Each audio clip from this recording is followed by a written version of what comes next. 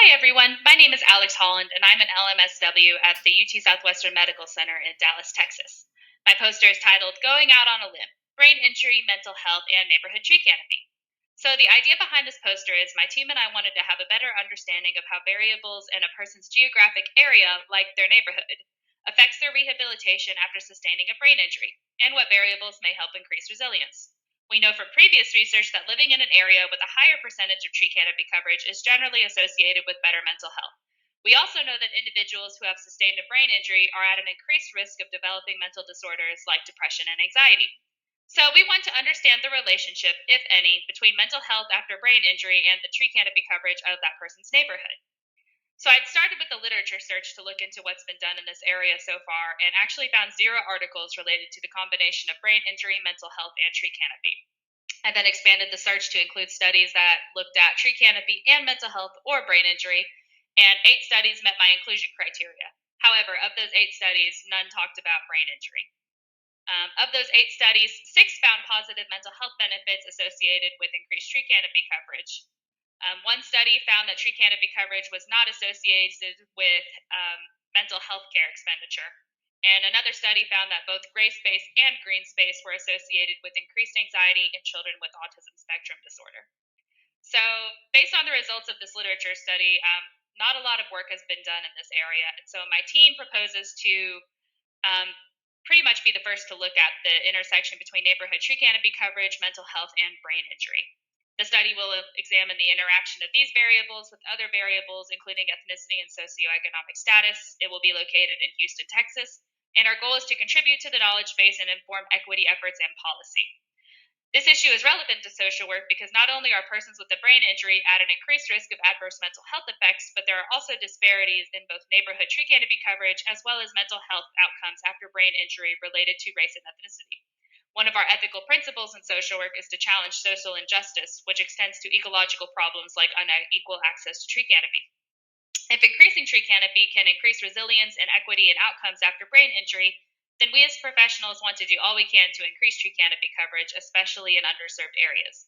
Some ways that we can do that are advocating for equity in green space at the local and state level, educating yourself on the intersection of environmental justice and historic and current oppression, educating your clients on the benefits of tree canopy coverage in their area, advocating for tree canopy equity in medical contexts, and finally, increasing research and knowledge in this area, which is what my team is proposing to do here. Thank you very much for listening to my presentation.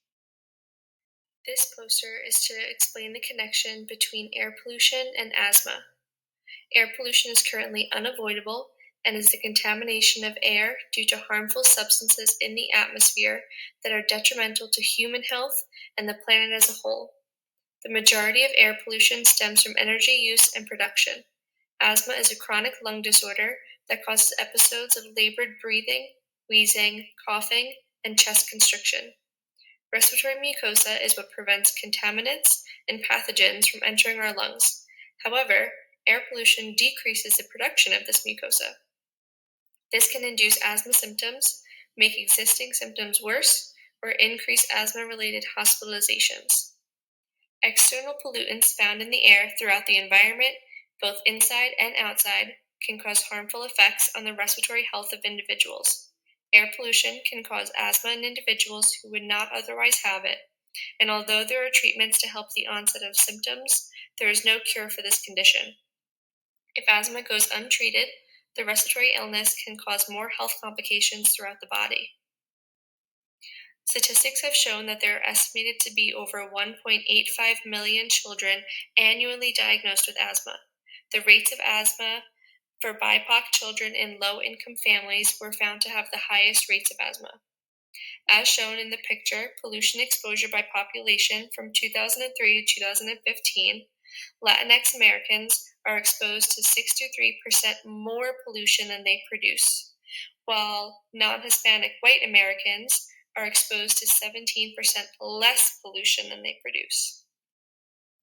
In order to work together to make a change in air pollution and its effects on asthma in children, it's important to advocate for adequate living conditions in areas with large BIPOC populations, to provide information to communities about air pollution and ways to mitigate exposure, and to organize advocacy groups to push for legislation and policies aimed to protect children and families from exposure to harmful air pollutants. All individuals, regardless of race, income, or ethnicity, should be equally involved and considered in the creation of environmental policies and education initiatives to ensure everyone has a high quality of life. My name is Toby Langsam, and I'm presenting on behalf of my group. We believe that social workers are uniquely prepared and positioned to step into conversations about green spaces with the ability to understand the intersection of health, environmental justice, and social justice. Know that there is no single universal definition of green space. It can be open space, it can be recreational space, it could be public, private, natural, built. And there are many physical effects of green spaces. These effects are found through three different pathways: individual, physical, and social.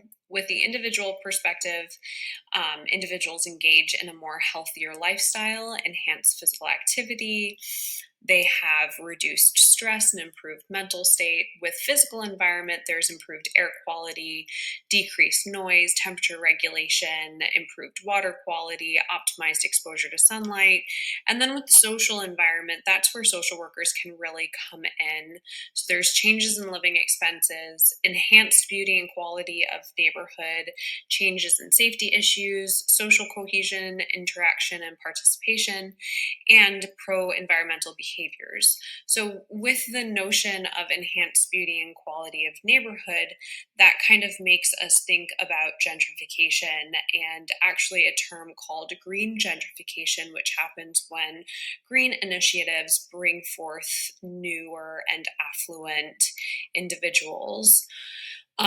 In those spaces, for green gentrification, long-term residents have a tendency of not feeling welcomed in the new created spaces that were actually supposed to be beneficial to their physical health. So because they're not using it, as well as the notion of potentially being kicked out of their homes, they're actually having decreased health benefits from this. So some of these green initiatives can be seen as being counterproductive, which is why it's super important to engage with the community and actually provide them with what they need and listen to what they have to say. We also believe that social workers can be involved from the micro to macro level, where on the on the micro and clinical side of things, social workers can engage and promote creative therapeutic practices, whether that's a walking session or something similar. But also understanding the research-driven backing to what actually works and why it should work, and how we can promote those new programming or initiatives. So thank you very much and enjoy your day. For our poster, we selected the topic of food insecurity and its effects on mental health. One's diet and mental health go hand in hand. The environment in which we live in also affects the quality of our diet, as well as our mental health. Redlining has created environments with inequitable living conditions, including having an important role in creating food deserts. Food deserts are areas where access to foods that are healthy and high in nutritional value is severely limited. Redlining was a systemic racist policy practiced by the federal government. It prevented people from building capital by denying them loans simply based on their geographic location because it was deemed a financial risk. The people most affected by this were neighborhoods that housed predominantly BIPOC populations. Redlining has not only created environments with inequitable living conditions, but has also led to the development of supermarket redlining, which created food deserts. Supermarket redlining is when supermarkets intentionally refuse to build in urban neighborhoods and will often relocate already existing stores to suburban areas, which contributes to food insecurity. Individuals in low-income, densely populated neighborhoods have more access to cheaper food options that are usually highly processed and lack nutritional value. A consequence of supermarket redlining is that it helps create food deserts. Food deserts promotes food insecurity. Food insecurity is a psychological stressor that affects people both physically and mentally. Because of the lack of resources available to low-income families, they are forced to eat cheap and readily available foods with little to no nutritional value.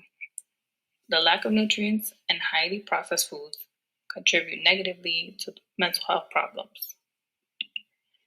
Having an adequate amount of food and lack of access to a wide variety and quality of food greatly affects BIPOC households. About 23.5 million people live in low-income food desert areas. This is about 8.4% of the U.S. population. Studies have shown that the lack of accessibility and affordability of nutritionally dense foods leads to psychological anguish, which includes shame, depression, anxiety for those who live in redline districts. Redlining has led to a disproportionate amount of the BIPOC population inhabiting impoverished environments, creating barriers and challenges that contribute significantly to the deterioration of their physical and mental health. As social workers, we have a call to action. On a micro level, we as social workers can partner with our clients and provide psychoeducation on how the quality of food affects their mood and their mental health. On a meso level, social workers can promote grassroots organizations and partner with community stakeholders.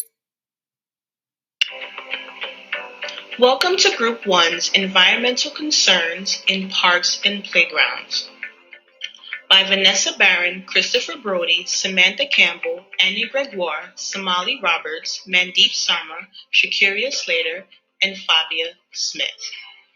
In our digital poster, we would like to convey 3 main goals aimed at addressing environmental concerns in parks and playgrounds. Why discuss this topic? New York City parks provide a low-cost resource for outdoor and leisure activities needed for physical health and recreational purposes. Maintaining parks in urban communities helps in reducing pollution and overcrowding. In lower-income neighborhoods with primarily minority populace, our research indicates various parks observed to be poorly maintained with very little maintenance. A study of parks in New York City noted that although there may be more parks in lower-income neighborhoods, there are fewer park acres compared to in higher-income neighborhoods. Parks in lower-income neighborhoods are often observed to have higher crime rates and obscene activities such as drug usage. Our first goal is to encourage conversations in vulnerable neighborhoods about park neglect and related issues around this problem. Parks and recreation agencies must continue conversations to address the disparity of access issues of parks in low-income areas versus high-income areas. This will continue prompting more effective ways to meet the recreation needs of those in low socioeconomic communities. Distributing posters such as ours are helpful in expressing concerns noted in our communities. Our second goal is to provide interactive and practical information to community members regarding the latest developments and expert advice about park conditions, local and federal funding, and the impact park pollution has on neighborhoods. We will encourage conversations in professional settings to mobilize solutions such as additional federal dollars to New York State park agencies and updated park designs with new structures. Coalitions will begin with active communication with influential figures in each town, including school board counselors, church leaders, and community members. The maintenance of parks requires fiscal assistance, which many lower income minority demographics do not possess because of low tax revenue, anti poverty programs, education, and basic communal needs. Funding to the New York City Parks Department is needed. The third and last goal is to increase efforts to uphold the significance of park maintenance to all community members. Prioritizing park makeovers, landscaping, and creating more recreational areas for children and families will attract community members by creating a visual aura of community wellness and safety, and will over time improve the social environment. In some low-income communities, park and recreation agencies are now working to eradicate gangs and gang violence and other unsafe factors to make parks a safer place in urban communities. They have done this through innovative programs that make parks and other facilities more vibrant and sustainable. By focusing on environmental issues related to poverty in public parks, social workers can advocate for a safer, cleaner, and environmentally friendly public park in every community. Improving health and physical benefits such as leisure and recreational for all supports the health and well-being of every New Yorker. Regardless of race, ethnicity, or low or income level, people may feel safer and enjoy positive community efforts if they are able to trust each other, have similar values, and would intervene on behalf of one another. We are all New Yorkers.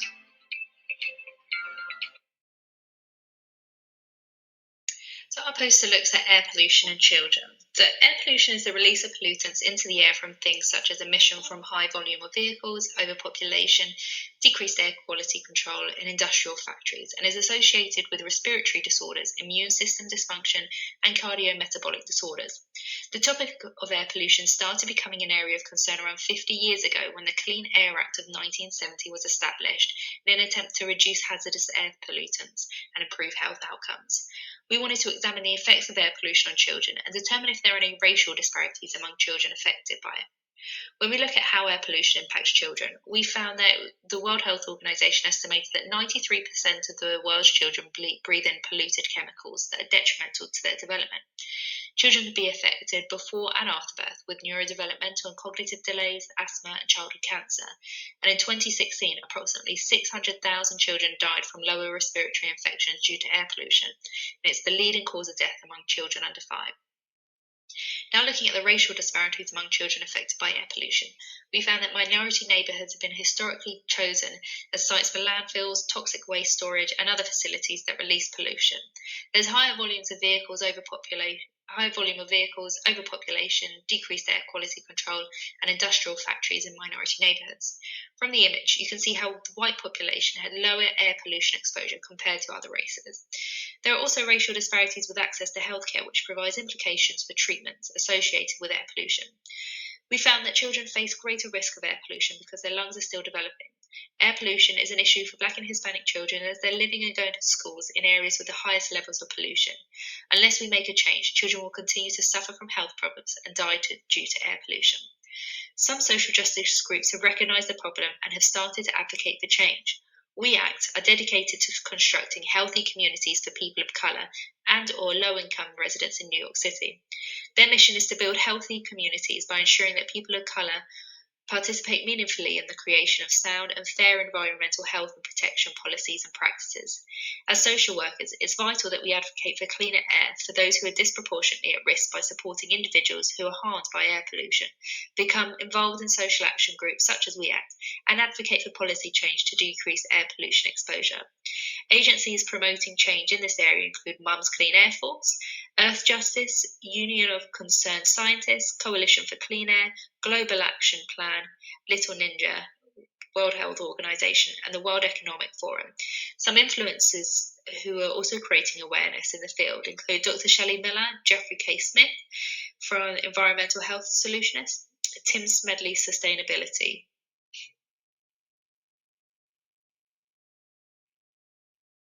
Mental health and our changing climate. Climate change plays a huge role in our mental health, and many don't realize the necessity for change when it comes to legislation. The National Climate Emergency Act of 2021 would require the President to declare a national climate emergency, ensuring that the federal government invests in public health, in preparation for and in response to increasingly extreme climatic events, and to mobilize resources to address health impacts of our environment, especially in areas and populations at higher risk. Empirical studies suggest that race, in comparison to socioeconomic status, is the strongest predictor of environmental exposure. It is unfortunate that populations that least contribute to the climate change issues are the populations that are most affected by it. There are many ways in which climate change affects individuals. PTSD, depression, general anxiety, and suicide all tend to increase after a disaster. Following Hurricane Katrina, 1 in 6 people met the diagnostic criteria for PTSD, and 49% of people living in an affected area developed an anxiety or mood disorder, such as depression.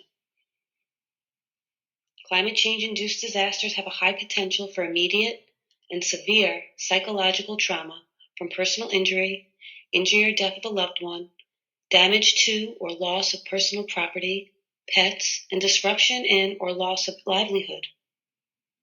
It is evident that all of these things greatly contribute to having a negative impact on our mental health. Chronic distress results in a lowered immune system response, leaving people more vulnerable to pathogens in the air and water and at greater risk for a number of physical ailments. It goes without saying that these physical ailments also contribute to negative impacts on our mental health. In the chart depicted, it shows how low income and women over men are at greater risk for the effects of climate change in regard to mental health issues. Looking forward, President Biden's executive orders have begun to tackle the climate crisis, and in effect has formalized the administration's commitment to the cause by directing federal agencies to develop policies and programs that address the disproportionate climate impacts on disadvantaged communities. The time to act is now. Thank you for your time. Climate Change, Seniors and the 21st Century by Alvan Bamber, Angelina Picalco, Camilla Livingston, Janelle Callie, Jamie Maloney, Lucinda Jones, Nicholas Simons, and Olivia McDowell. Environmental climate change impacts the well-being, socio-economic status, and safety of elderly adults by quickly depleting their resources, according to the World Bank article of 2022. We came up on our conclusion based on the articles and educated hypothesis theories we obtained from Adelphi Library, socialworkers.org, and other website sources. Key terms we use to find reputable research resources, including climate change, social workers, climate change, seniors, and older adults. The threat of climate change has the capability to give rise to large-scale drought, increased occurrence of diseases, scarcity of water and food, rising sea levels, and a surge in extreme weather events. We see the direct impact of climate change and climate-related extreme weather events on older adults in the following ways: water shortages, contamination of water supplies, reduced personal and community hygiene, limited access to medication including oxygen, extreme temperatures, changes to which older adults are more vulnerable, limited means of evacuation, increased risk of injury and illnesses. Older adults who experience previous natural disasters show high levels of resilience and an innate knowledge of how society can survive future extreme weather events. Social workers can directly address the issues of climate change and its disproportionate effects on the geriatric community in the following ways. Social workers can join forces with the scientific community to call on policymakers and legislators to develop definite action plans to combat climate change and protect our most vulnerable. Advocate for policy changes. Organize educational workshops. Help seniors prepare for extreme weather conditions and facilitate rallies.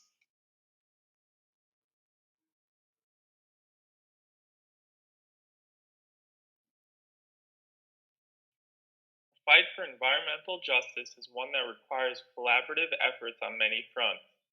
It is particularly important to address environmental justice now through a proactive approach because of the impacts climate change has on overall mental health.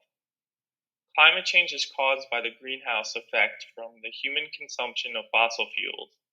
Heat becomes trapped in the Earth's atmosphere, and that is how global warming begins.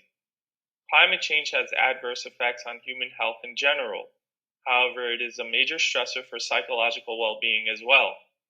Climate change has been known to be directly correlated with mental health conditions and disorders such as PTSD, and it also increases the overall risk for suicidality. The advance for environmental justice began during the 1960s along with the civil rights movement. It brought attention to public health dangers for individuals, families, and communities, and primarily those of color. The first action ever taken by a broad-based organized group to oppose environmental justice was embodied through the Memphis sanitation strike of 1968. There, African American sanitation workers advocated for fair pay and better working conditions. Those that are most affected by climate change are people who suffer from socioeconomic inequalities. Populations most impacted include, but are not limited to, people of color, indigenous people, children, older adults, people with disabilities, and pre-existing health conditions. As a result, these different groups of people are most susceptible to experiencing mental health signs, symptoms, and conditions such as trauma, substance misuse, behavioral problems, cognitive deficits, anxiety, depression, PTSD, vascular dementia, and even schizophrenia. Not only are these vulnerable populations at risk for short and long-term mental health conditions, but climate change has impacted many others' mental health statuses in other ways as well. People have lost their homes and jobs, unable to sustain their own livelihoods. And because of the general feeling of hopelessness, denial, sadness, and anger, many feel powerless, that they cannot make any changes and avoid real solutions. According to a recent study, statistics show that children are 4 times more likely to have depression at the age of 18 if they had been exposed to polluted air at the age of 12. While air pollution and other environmental hazards pose a threat to our mental health, healthy environments can lead us to feeling better and has a curative effect. In order to treat mental health concerns caused by climate change, as social workers, we must take a proactive approach to fighting for environmental justice.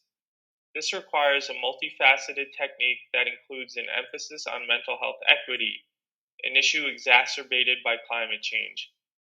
Grassroots advocacy, not only at the local level but at the state and national spheres as well, will provide quality mental health services and amplify the voices of those in need.